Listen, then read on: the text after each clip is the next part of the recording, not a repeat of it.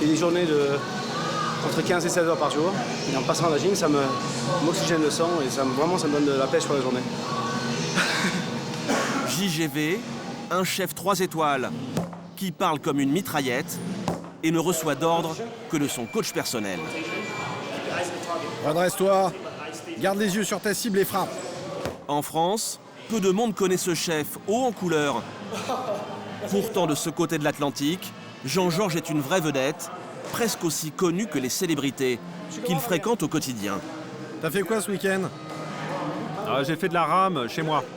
L'eau était vraiment calme. Tu devrais revenir un de ces jours. Ah oui, avec plaisir. C'est très gentil. Des salles de sport aux cuisines de grands restaurants, récit par le menu du parcours incroyable d'un chef hors norme.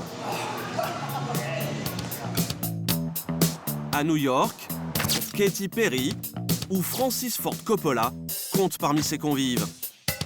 Et quand Barack Obama est en ville, c'est chez Jean-Georges qu'il file avaler un burger. JGV, le chef 3 étoiles qui régale le tout New York. Joli, joli, joli. Des filets de turbo au vin jaune ou des œufs brouillés avocat caviar.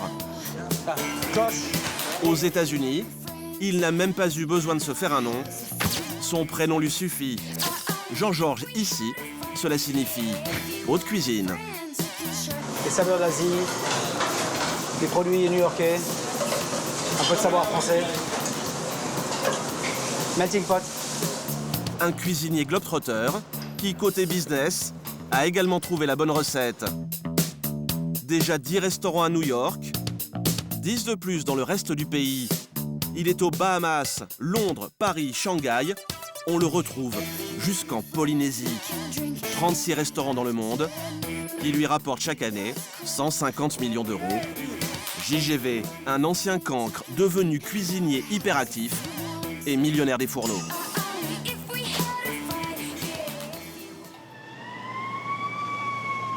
Au sous-sol de la Trump Tower, chaque midi, Jean-Georges s'apprête à rejoindre la scène du restaurant qui porte son nom, l'un des 7 3 étoiles que compte New York. Bonjour, ça va? Alors combien de personnes aujourd'hui? Eh bien, nous avons 70 couverts ce midi et la terrasse est ouverte. Un rapide coup d'œil en salle, Je vais aller juste si je connaissais pas quelqu'un. mais pas de personnalité en vue. Alors Jean-Georges peut filer en cuisine, retrouver Greg, son lieutenant depuis 14 ans, pour leur séance quotidienne de dégustation. Voilà notre nouvelle idée pour cet automne. Du cabillaud avec son croustillant de champignons. Et avec les champignons? Échalotes, piments, citron vert. Un poisson servi avec un sirop maison sur lequel Greg a travaillé toute la matinée. On a fait caraméliser des champignons en faisant réduire tout doucement pour obtenir ce sirop. Reste à savoir si une recette élaborée sur papier la veille par les 2 hommes est digne du palais de Jean-Georges. Et apparemment, ça n'a pas l'air trop mauvais. Je pense que c'est le sirop de champignons qui fait tout, sinon ce serait trop fort. Oui, on sent bien l'acidité. Mais ça marche avec le poisson. Tu aimes? J'adore. À peine le plat validé, qu'il va se retrouver à la carte des dizaines de restaurants que Jean-Georges possède dans le monde. Et ce plat-là, il part à Shanghai demain, en vidéo. Il part à Paris. Et voilà. Donc on continue à créer pour épater les gens, pour faire goûter des nouvelles choses. Et puis les gens, c'est ce qu'ils recherchent quand ils viennent au restaurant, c'est goûter des nouvelles choses. Pas forcément des techniques, mais des saveurs nouvelles. Pour fidéliser les 3 millions de personnes qu'il sert chaque année, Jean-Georges doit sans cesse innover. Alors depuis 10 ans, il crée 15 nouveaux plats chaque mois et les met à l'abri dans cette petite clé USB. Elle contient tous les secrets du chef. Il n'y en a qu'une au monde comme celle-là. Dedans, il y a 7000 recettes et 18 nouveaux concepts de restaurants. Ce bout de plastique, c'est le trésor de guerre de Jean-Georges et le cauchemar de Greg, son gardien. Quand je me balade, quand je suis dans le métro, dans un taxi ou au restaurant, si je m'assois quelque part, dès que je me relève, je vérifie. Téléphone, portefeuille et clé. Si je perds mon téléphone, bon, ça passe, je suis un âne. Si c'est mon portefeuille, ça pique un peu. Mais si c'est la clé, là, j'ai un gros problème. Une fois les tests terminés, Jean-Georges se remet en cuisine. Mais cette fois, c'est juste pour lui et son petit frère, Et là, Philippe? devenu directeur du 3 étoiles von Kerichten. Au menu, les trouvailles du matin, car chef Jean-Georges a conservé de sa jeunesse française un petit rituel qu'il n'abandonnerait pour rien au monde. En France, c'est quelque chose dont ne peut plus banal. Mais à New York, c'est une activité plutôt confidentielle. Se lever tôt pour faire les courses dans l'un des 2 seuls marchés de cette ville de 8 millions d'habitants. Je peux avoir un reçu, s'il vous plaît? Salut Willy, ça va? Je vous cherchais partout. Tu vas me prendre quelques brocolis pour le repas de midi. Willy, c'est le monsieur marché de Jean-Georges. Et quand les 2 hommes débarquent ici pour faire les emplettes, ça ne plaisante pas. Du marché. Car c'est par centaines de kilos que Jean-Georges achète fruits et légumes. Exactement. Un bout de papier, un crayon. Mais tu l'as pas sur ton téléphone? Si, mais c'est plus facile avec une liste. Ah, Willy, c'est la vieille école. Avec sa liste de courses à rallonge, Jean-Georges est toujours accueilli à bras ouverts. Comme chez Franca, Salut chérie. une fermière de Woodstock, à 2 heures de route de là. Monsieur. Pour faire tes frites. Oh non, pas question. Regarde, elles sont toutes roses. Tu peux tout faire avec elles. Elles sont délicieuses. Et puis ça va te changer. Un numéro de charme bien rodé. Il faut dire que Jean-Georges a de quoi plaire à ses commerçants. Chaque semaine, il leur achète pour 70 000 € de produits frais pour alimenter tous ses restaurants new-yorkais. Une success story au parfum de rêve américain.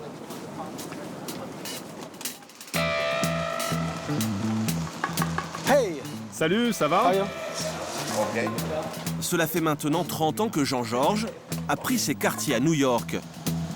Pourtant, lorsqu'il débarque aux États-Unis, il ne s'agit alors que de donner un petit coup de main à un ami qui lance son restaurant.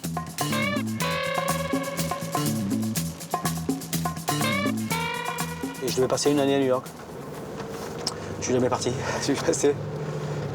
Je suis tombé amoureux de la ville, les gens sont très ouverts. Depuis, à force de régaler les puissants de la ville, le chef bénéficie de quelques privilèges, comme celui de se garer n'importe où, sans risquer la moindre amende, un vrai luxe à New York. On n'est pas très bien garé, mais bon, on a des plaques de police. Le cadeau surprenant d'un très bon client. C'est M. Kelly, qui est un ami, qui m'a donné ça, donc je peux me parquer où je veux. Monsieur Kelly, le chef du NYPD, la police new-yorkaise, qui décidément Here we go. semble raffoler des petits plats du français. Voilà. Un badge de quoi? Badge de police. Je peux vous arrêter là si vous voulez. Et ce matin-là d'ailleurs, chef Jean-Georges est sur la piste d'un employé indélicat qui aurait commis un crime de lèse-cuisinier. Alors avant de revêtir sa toque de chef, c'est sa casquette de patron que Jean-Georges va devoir enfiler. Hello, good morning. Bonjour à tous. Bonjour chef. Jean-Georges a beau diriger une multinationale de la restauration, pas un détail ne lui échappe, il ne laisse rien passer. Let's get together in your Allez, office. tout le monde dans le bureau. Réunion. Vous appelez tout le monde. James, Scott, James, Farah. Fini de rire, car la veille, un petit détail a gâché la journée de notre chef 3 étoiles. You know, I went to Mercer this morning. Je suis allé prendre le petit déjeuner au Mercer We have to tell the guy. et je voulais vous dire qu'ils m'ont servi des fraises et des framboises de supermarché avec mes pancakes. The pancakes. Avec mes pancakes. The pancakes on the. Peut-être que...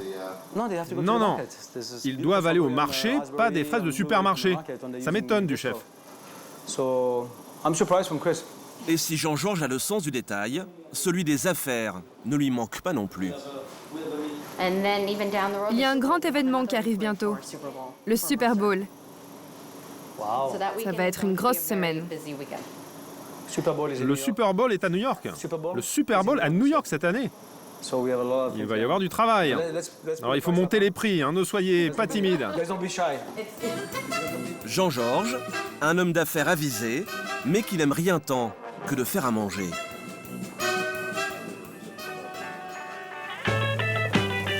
L'histoire de JGV, c'est également celle d'un coup de pouce du destin, capable de faire basculer toute une vie.